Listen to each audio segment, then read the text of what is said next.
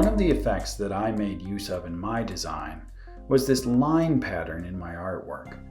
This is called a halftone pattern, and it's something that printing presses use to put down artwork in a way that's kind of economical to ink and allows you to get different mixes from black to white. In olden days, when we printed things, they were printed with a dot matrix, so things were lots of little dots of ink. Much like a stippling pattern when drawing, if you have more dots closer together, it looks darker. But if you have fewer dots further apart, it looks lighter. Dots or lines, you get the same effect. So I created this line effect to help create the illusion that the art that I was using was a printed effect, and to help feed that retro feel to the look that I wanted. To achieve that effect, what I did was I brought in the artwork into PIXLR. So after I had created my image, I went and I said, Add Images Layer. And here I've got all the artwork from the resource folder.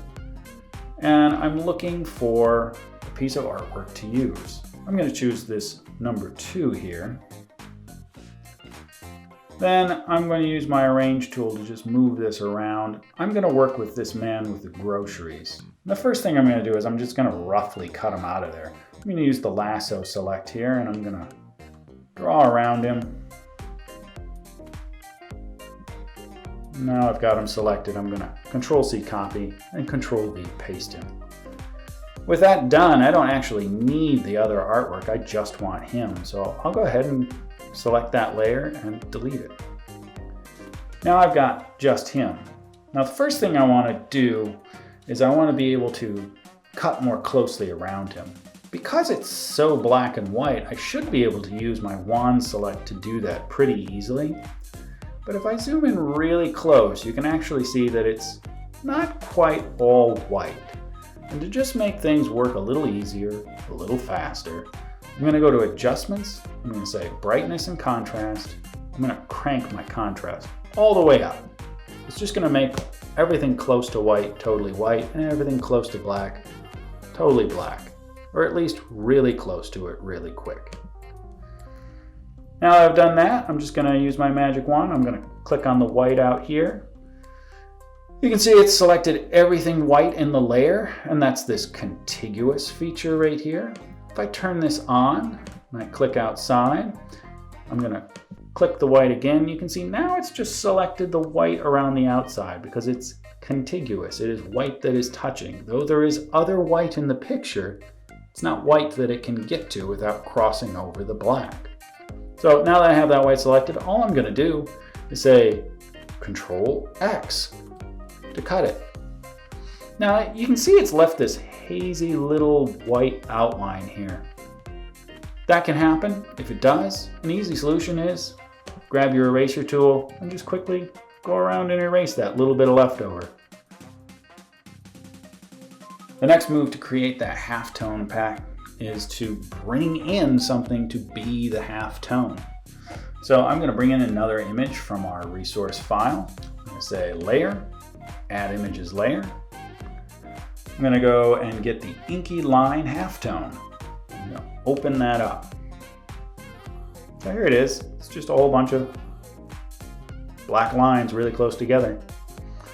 The only thing I'm going to do to this is I want to rotate it. I want a diagonal pattern to my lines. It's not that it has to be, it's just that's what I want.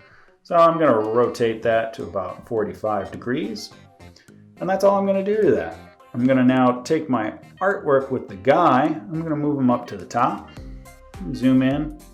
Before I do this, I'm going to resize him a bit. I just want him to be a little bit bigger. Maybe like that. Just a scotch. Next, what I want to do is I want to take what is black on him and I want to get that in the lines. And it's a pretty easy thing to do. I'm going to take my wand select and I'm going to turn off contiguous so that when I click on something black, it's going to grab everything black in that layer. Ta-da! Now all I need to do is select the halftone layer, and I'm going to say Control-C copy and Control-V paste.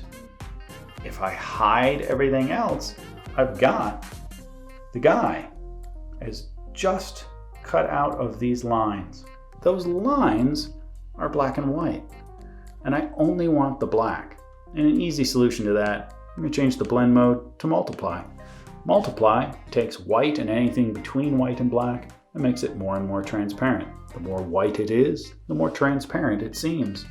So now it's just black, even though I don't have to get rid of the white. So that's how I created the halftone effect.